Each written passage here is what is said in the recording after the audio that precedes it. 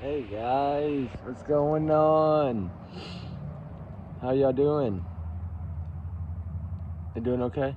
I hope so. Anyway, before we get started, let's go ahead and say allegedly my theories, my opinions on what happened to Sebastian Wayne Drake Rogers. Just my story of what I think, my free speech, my speculation, my comments, my everything on this case. And not to reflect on the channel. Y'all's comments, y'all's alone, not to reflect on the channel. We do our research together, guys. That's how we do. So, we're all safe that way. We're all alleged, put it that way, right?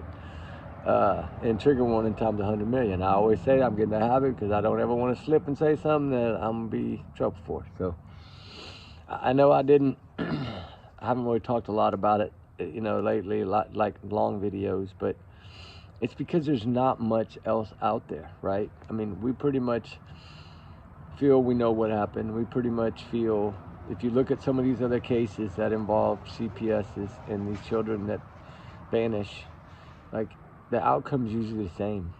I hate to say it, but the outcome's usually the same. And it's usually the last one. Like 99.12% of it is usually the last person to see them. Unless they are completely 100% a runaway and they've ran away before. Then we have to look at it differently. But this is a child that would not leave home. He's special needs. He's extra special. He needs extra special care, extra special attention, right? He's not going to run away barefooted, I don't believe. And I don't believe that any of y'all believe that, other than the four. I don't even think the father believes that. So, and I think he knows him way more than we do. So I look at it as something bad happened. They covered it up. They've gotten away with it so far, but I feel like the walls are caving in. And 2025, the icing is being spread on the cake right now, I feel. I think something big is going to bombshell drop. Hopefully things are resuming back to normal after this week. So by Monday, everybody will be back in their offices. The holidays are over. Get back to reality, get back to work, get back to getting answers for this young man, right? That's because, city offices and things, a lot of them are closed through this week, I believe. In some states are closed till Monday, but who knows? There's so much going on at the start of the new year already, my goodness. But we can't, Sebastian cannot be forgotten about. So we have to continue to spread his name, spread awareness, keep pushing it, and keep fighting hard for this young man to be found and brought home. That's what we have to do. It's what true crime's about, is trying to figure out who's responsible for this young man's missing. And in some states, the mother would have already been arrested, the stepfather would have already been arrested, CPS involved, all that, and then court cases coming up, testimonies coming up, boom, they would have put two and two together. It's not hard, it's not rocket science to put two and two together. And why did he want New Mexico sealed? Why did he want, all that? He didn't want it sealed until after this happened with Sebastian. So he was trying to get all that done because he didn't want it to be brought up, because he knew that was the motive and he didn't want the motive to be out there. If it would have been no motive, we'd have never known about the case. If it would have been sealed, then what? If Nina would have never spoke, would we be sitting here talking about this? No. She spoke for a reason. And we need to think about that. She spoke for a reason. She let everyone she painted the picture of who this man was and who he is and what he had done to her and her children. So then we can take that as knowledge and use it towards what possibly happened to Sebastian. And I've always said there's a slim chance that this boy ran away with no shoes, no nothing. Just decided, I'm going to ghost everybody and leave and run away, and nobody's ever going to find me. I don't think the kid was that smart, sorry. Yes, he's smart, but I don't think he was smart enough to go away with no trace. That sounds like military planning to me. Leave no evidence, leave no nothing. That's training. And as hard as it is to say that, you have to take it for what it is, right? You sit here and you think about all these cases, and you think about the ones that there's no answers for, right? And that's the hard ones, the ones that there's no answers for. And like this case to me has so many answers, right? They're just not crystal clear yet, right? Y'all get me? You feel me? Because if they were crystal clear, then he would have already been found. I'm really shocked that he hasn't been found, to be honest, especially with the amount of people that are searching. You figure by now something would have been found, right? Something solid would have been found. And like we said, we know they have a lot more than what they're telling us. We know now by going over the quotes that were put out after the landfill search that search they thought held the answers and that they were looking for, or he would not have put it out that way. And he's the one that it came out of his mouth, nobody else's but Sonny's, Weatherford's mouth. He clearly stated it. So I mean, if y'all remember, I mean, some of y'all might be new, but there is a statement that he had put out after they searched the landfill that he said, "I'm disappointed in the outcome. We are disappointed in the outcome. We were hoping for the answers and for closure in this case." So they thought that something was there that was going to break the case wide open, to me. And when they didn't, or if they did, who knows, they could have found something. I don't know. We don't know. We know they had tents up, so they usually don't put tents up unless they find something. If you go back and look at Baby Q's footage, Baby Quinn Simon's, they were just walking in a line, no tents, no nothing, until they found something. When they found something, the tents went up. And that's how they do it. And that's to try to protect and kind of shadow, because they know helicopters are flying. They're not dumb. They don't want all that stuff on footage, posting all over the news and the media. They can't stop them from flying. So, you know, these news channels have gotten smart. When they want information, they get in a helicopter, like the Riley Strand. Look how many helicopters and news people were there at Riley Strand. We got the footage when they took him out of the water by helicopter. So they get it. They know they're out there. And they do that to protect it. I get it. In the Monta case, same thing. They put the tents up. They have to protect the evidence and to protect whatever it is that they're found or are looking for that they know is right there. Once they get a hint or see it, then they cover it up. And that's great. They should. We don't need to know, not until it goes to court.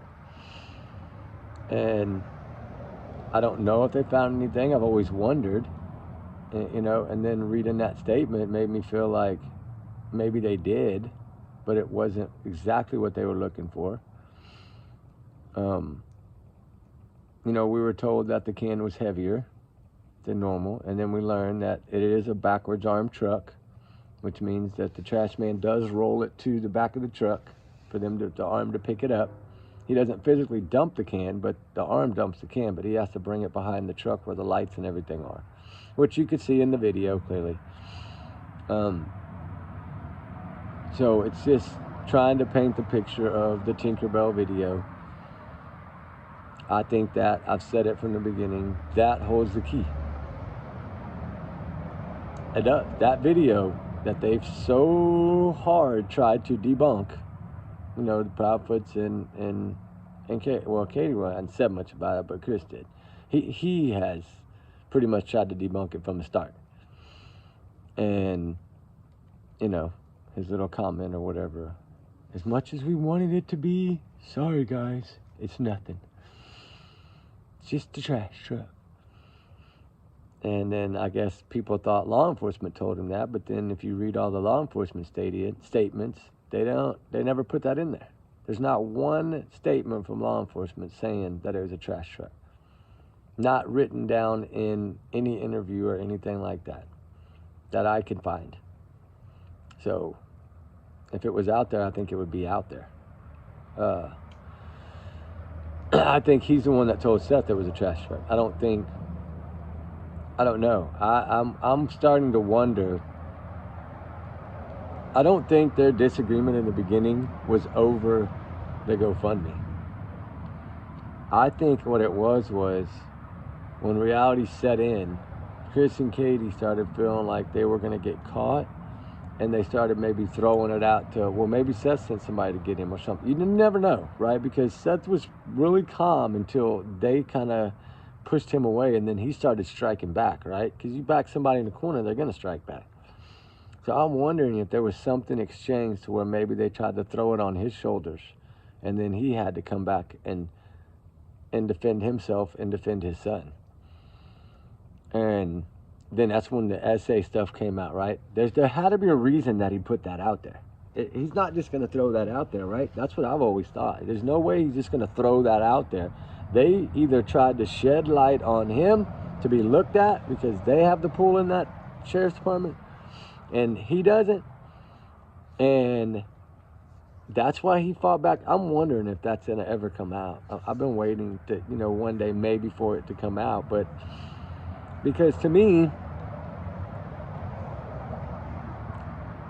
they haven't cleared them, none of them, because of that flashlight video.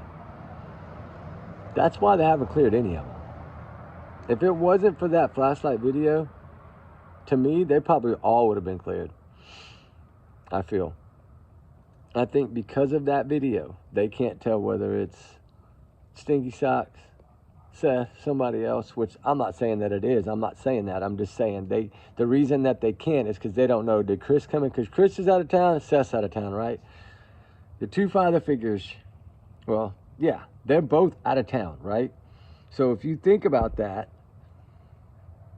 and the car comes into that neighborhood, whatever time it was, some people think 9 at night, some people think 3 in the morning, whatever time it was, we know it was before the trash truck. So before 5:09 a.m., we'll just call it that, before 5:09 a.m. They can't really make out the vehicle, I don't believe. So they either thought, okay, was it Seth coming to get him or did Chris come and get him? And I think that's why they've never cleared him. And I think that video is the reason they haven't cleared him.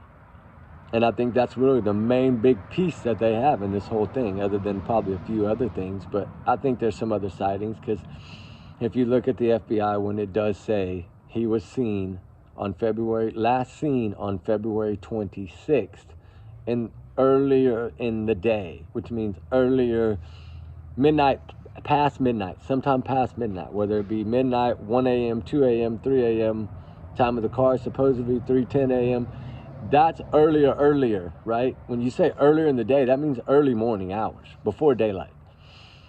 And I'm wondering if that's what they can see on the whole video, or was it another camera around there that picked up something? And they seen the white stripe on the black pants or something. And that's why they thought, okay, he's going that way. Because I wonder if once they got that video, I wonder if they went back to that area and searched that area heavily to see if the car had left the road, or if it was on the road, if there was tire tracks in the grass or the dirt. I'm wondering if anybody knows that, did they go back to that spot where that car was seen on that camera? I'm wondering if they went straight out there as soon as they got that clip and checked that area. I'm curious. Because we know the hardest part, I think, was that so many cars started coming in that neighborhood, and there was so many cars and sheriff's cars and law enforcement cars that pulled in, that anything that probably was there probably had been run over 100 times, right? So that's kind of, plus everybody's walking out there, dogs, everybody's tracking it up, right? It started raining, so you just never know. It could have been covered up, but I don't know. It's just so hard to understand and see if they did go check that area right away, or if they did focus on cameras on houses that were right there, and they did get something. Because, the one lady that spoke on JLR, the neighbor, well, the one down the street towards that area, that said something was fishy, that she believed in something different could have happened in the story they were telling. I think she was trying to, come out with, hey, that was not a trash truck. You know, the trash truck came later, which she did say before we even ever saw that video of the trash truck. So she was accurate on what she was saying, if you think about it. Bobby or Bonnie or something like that, I think was her name. Shout out to her for standing up, right? And makes you wonder if all these people wouldn't have felt so pressured, how many more would have spoke? But I think the fear of it being a neighbor, they didn't want to come out and talk. You know, there's no telling how much these people have seen. And I've always wondered, is there any way that one of those neighbors ever called CPS? Right? I'm wondering about that. You know, was it all just done by teachers in school, or was one of these CPS cases done by a neighbor? I've wondered that. I've thought about, man, is there one that, you know, that's, and of course they wouldn't come out and talk publicly, and I don't expect them to. But I did think about that. I wondered. I was like, man, I wonder if one of them neighbors maybe was one of the CPS calls. You know, because it would kind of make sense, right? Because, you know, that one said that he was spraying him with the hose. Did they call? Or the one that said he was hiding under the car at a neighbor's and crying or whatever, did they call? Like, I've always wondered if one of them may have called. Look at that fire's neck. Yeah, it's wet wood too. It's burning. It's burning pretty good, actually. It's been raining pretty much all day. We were out there all day in the rain today, guys. But I did want to take time to talk about this young man because I feel like we need to keep his name out there. We need to keep the focus on. We need to keep the heat on, right? I keep lighting the fire, trying to get it hotter and hotter every night. Keep putting the heat on him. And I'm just waiting for the stumble. You know what I'm saying? These cases usually, when they run, like the Summer Wells case, they start stumbling. And good thing is we haven't seen that yet. You know, like with Summer Wells, at 7 and 8 months, it was starting to stumble a little bit.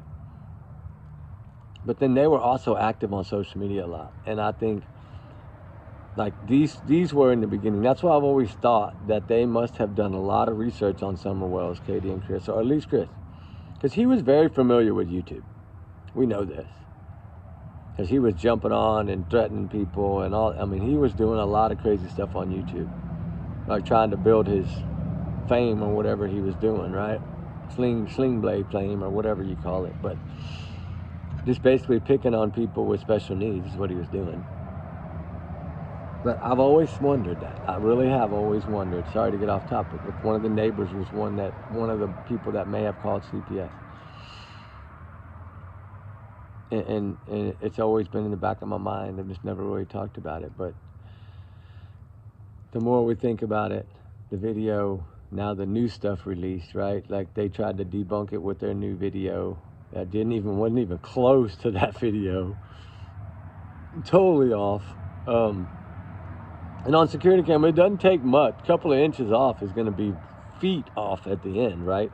And like a 1/4 inch per foot or something that it changes. And so you can imagine when you get out there a good ways, you're talking 100 feet it changed, 200 feet it changed. And they knew what they were doing. They're not dumb. But I do feel that there's a reason he's trying to debunk it.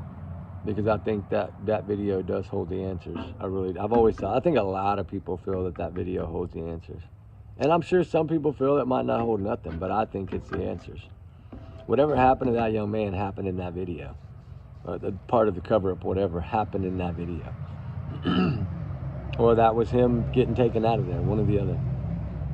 Because we don't believe he walked, because the dogs didn't really pick up nothing. So, I don't believe he walked out of there. Those dogs would have had a good solid lead. And if you go read it, it clearly says in there, I know everybody thinks they ran it. Yeah, yes, he ran and jumped in the pond, but that could have been somebody else taking his scent that way and throwing that hat in that pond that made that dog go do that. But if they'd had a good solid trail, and even say he would have got in that water and got out the other side, they would have trailed him from the other side. He still would have had scent. He still would have left scent wherever he went. And I think that's an area that he traveled a lot. Maybe they walked that every day or something after school or something. I don't know.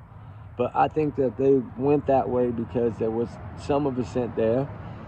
But it confused the dogs because I think it was more of Katie's scent than his scent. And I think that's what threw him off. But I believe he jumped in the water for that cap. I'm sorry, I feel that way. And I might be wrong as heck, but I do feel that way. Because it was shrunk too small of a kid's size, right? Clearly you can see it on that video.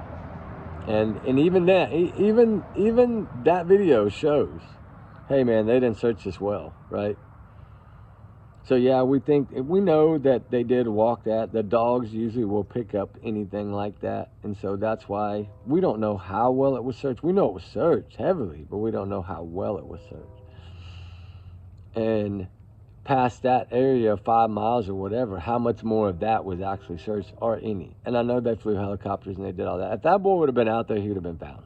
That's how I see it. If he would have been out there in that 5 mile zone at any time, he would have been found.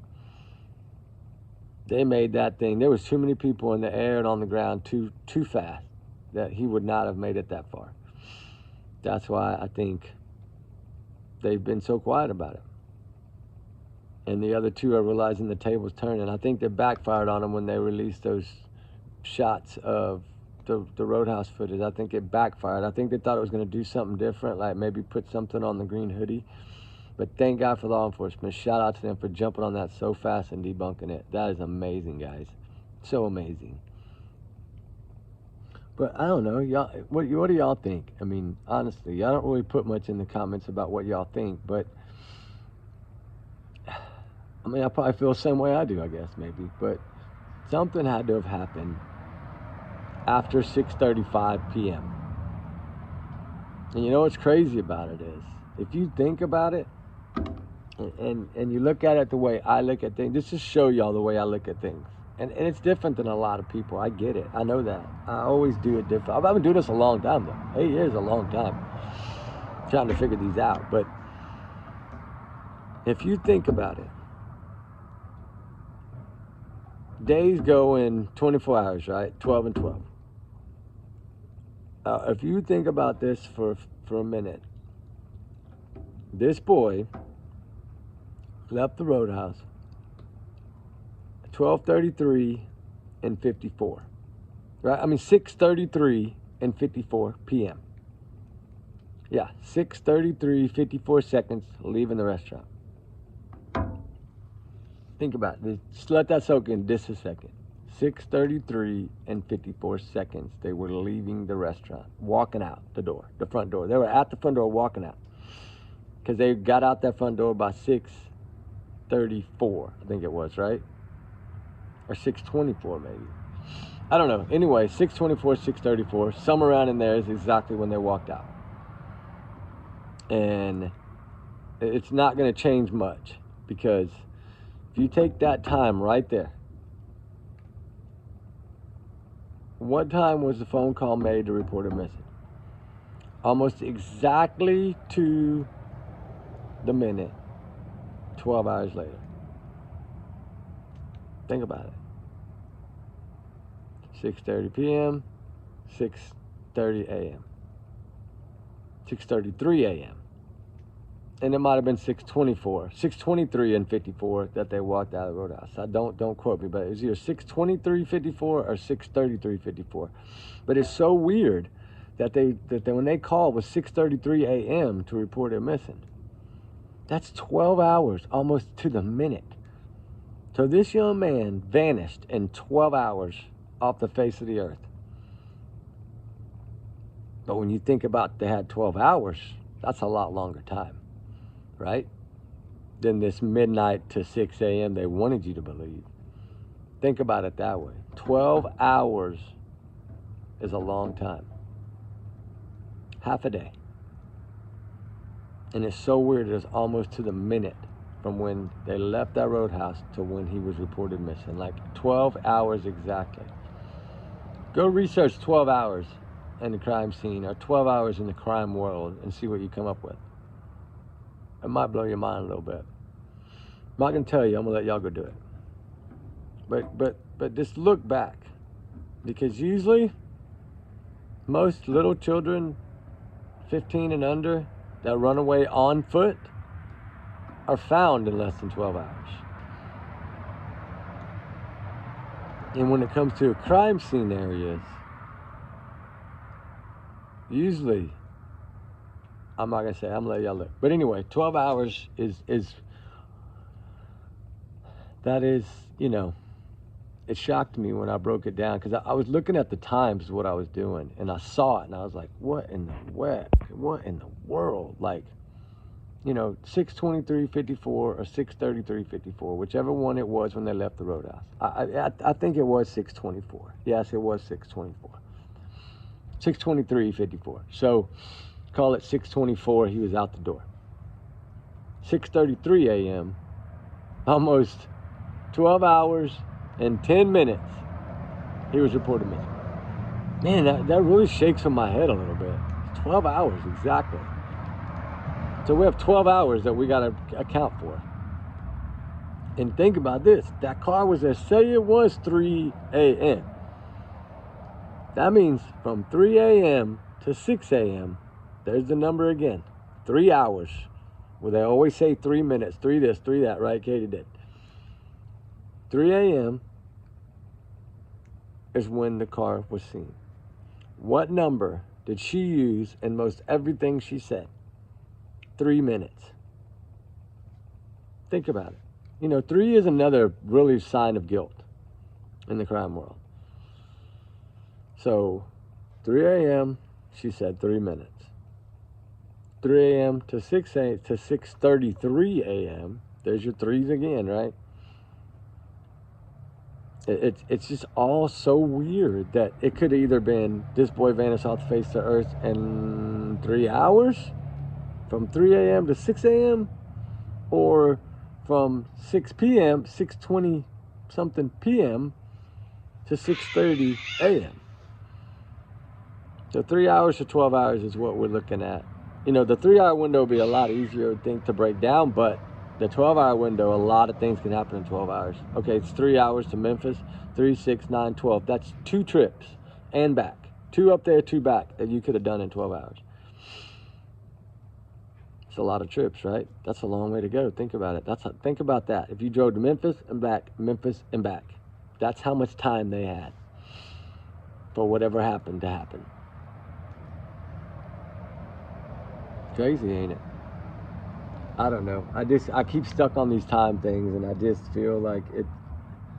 I'm just ready for it to break. I'm ready for this young man to be found, to get justice for this young man. And shout out to everyone that's out there searching for this young man. Shout out to everyone that's helping, everyone that's spreading his name, everyone that's praying. We need to do the same for all these missing children and all the runaways, because they do run away for a reason. If this boy, like I said, if this boy was to have ran away, he ran away for a reason. He's getting his ass beat with a belt enough times that he was calling CPS or telling the teachers. Think about that. Think about those 4 bears, right? They hold the key. I'm going to leave it at that. They hold the answer.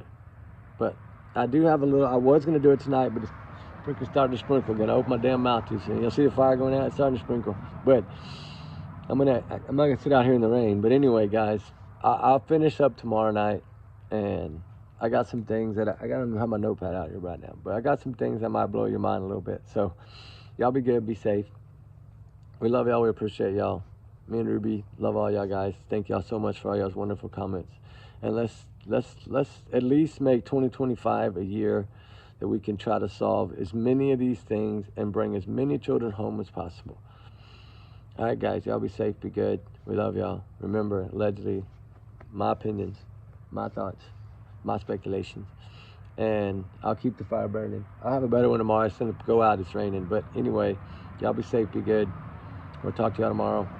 Y'all hug all your loved ones. Tell them you love them. Text your kids right now and tell them you love them. I don't care what you're doing. Just text your kids and tell them you love them out of the random clear blue and see what they do.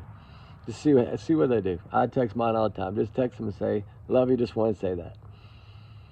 All right, guys, y'all be good, be safe, be careful. I'll keep y'all updated on everything, and we'll see y'all tomorrow night. All right, y'all be safe. All right, bye.